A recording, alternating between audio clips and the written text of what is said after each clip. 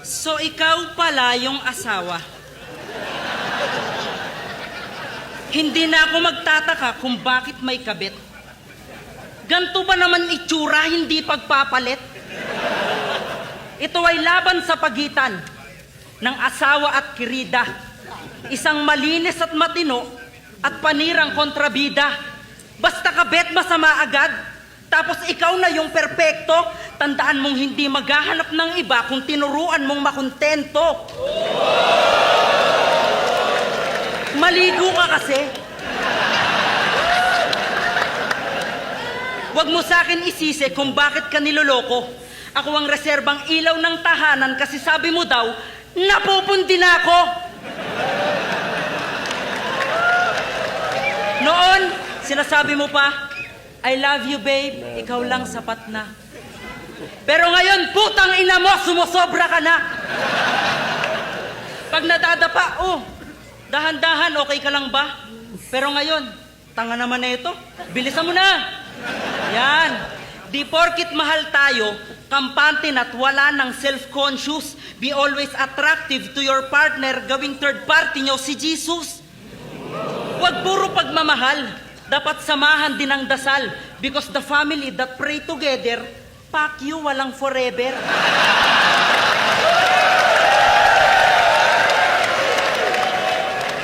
Try mo kasing mag-ayos. Ba't di ka mag-makeup, blush on, lipstick, eyeliner? About sa butas ng muka, derma. Pag hindi kinaya, grinder.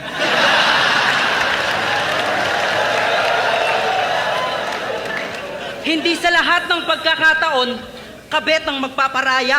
Kayo tong masukistang nagtitiis at di marunong magpalaya. Oo, mali. Pero sa kabilang banda, di mo ba nakukuha ang punto?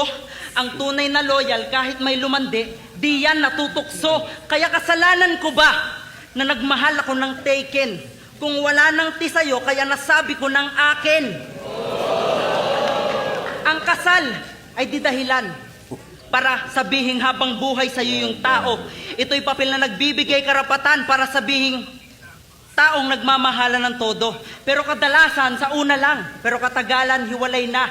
Walang nagagawa ang batas kung nakatadhana siya sa iba. Di ko intention ang manira. To be honest, I'm serious. Ang sabi niya lang sa akin, kukunin kitang chorus.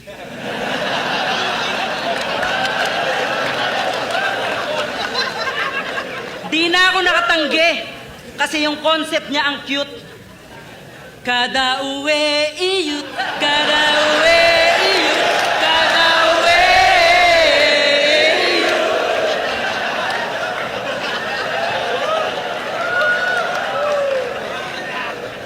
Tapos biglang may alak na.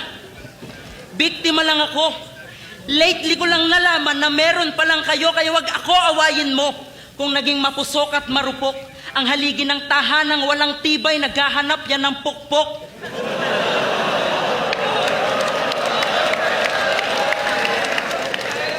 Kaya sa bahay, bata hinanda, may pasok daw sa iyong pag-asa. Iba na pala nilalaman ng iyong asawang nagnanasa. Nalalamig na ba sa'yo? Kaya sa akin, special treatment. Pinapahid sa akin lotion, pinapahid sa iyo ointment. Nandun na tayo. Ipaglalaban mo, pamilya mo, at kitang-kitang ina ka. At kitang-kitang ina ka. Pero hindi mo kailangang magmakaawa para sa pag-ibig ng iba. Kaya mo pa rin maging magulang. At the same time, masaya. Yung mga taong manloloko, tatandayan mag-isa. At siya nga pala, ipagluluto kita, pinakbet. Para masabi ko lang sa'yo na, pinak ka lang, hindi ka naman bet.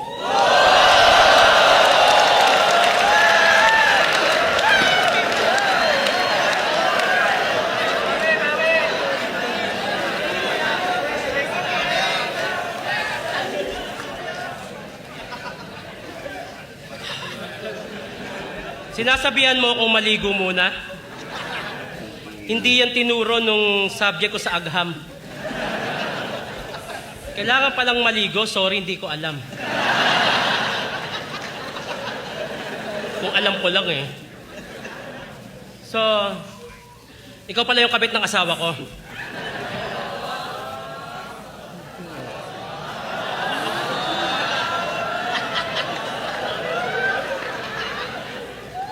pangit mo.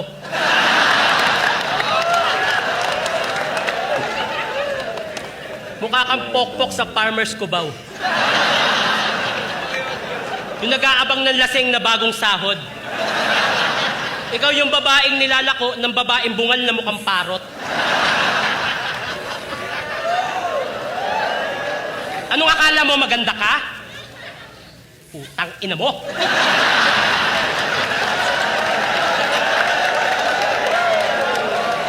Dahil sa mukha mo, kaya na-imbento ang putang ina mo. Lahat ng kabet, peste. Lalo ka ng putang ina mo. Kahit siguro nasa simbahan tayo, ang masasabi ko sa'yo, putang ina mo. Di ba napapala nyo sa pagiging kabet? Sarap mo hatawin ng silya. Kung ayaw mo ng maayos na buhay, huwag ka manira ng pamilya. Buntis ako.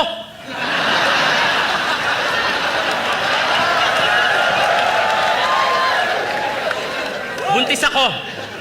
Masama sa akin ang ma-stress at makaramdam ng ganito. Pero mas masama kung hahayaan ko na lang kayo sa katarantaduhan nyo. Oo, may pagkukulang ako.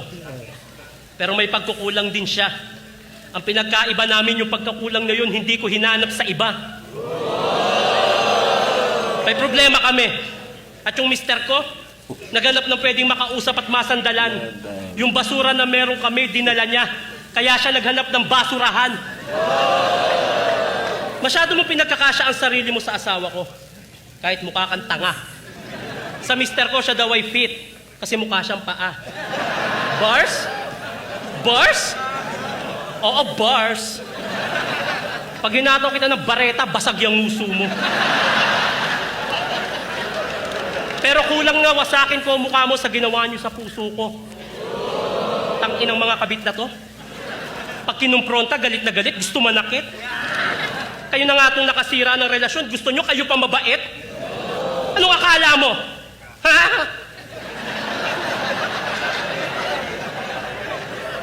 Yung pagiging kabit, maliit na bagay lang na nagagawa.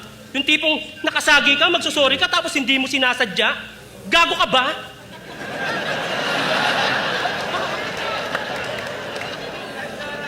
Huwag kang umastang inosente. Alam kong alam mo ginagawa nyo, baliw ka. May higit 10 beses kayo nagkantutan, anong mahigit 10 beses ka din nabigla? Inutil! Itong mga kabit na to, pag walang titi, kala mo malulugi. Sa sobrang katimong hayop ka, malapit ka nang maging bune. Nananawagan ako sa mga senador, pakiusap. Gumawa kayo ng bagong batas sa Pinas. Libreng saksak sa mga kabit, kahit wag na libreng bigas. Dahil kaya kong tiisin ang gutom, kahit na ano pang okasyon, kaysa sikmuraing makakita ng kabit na nakakasira ng relasyon.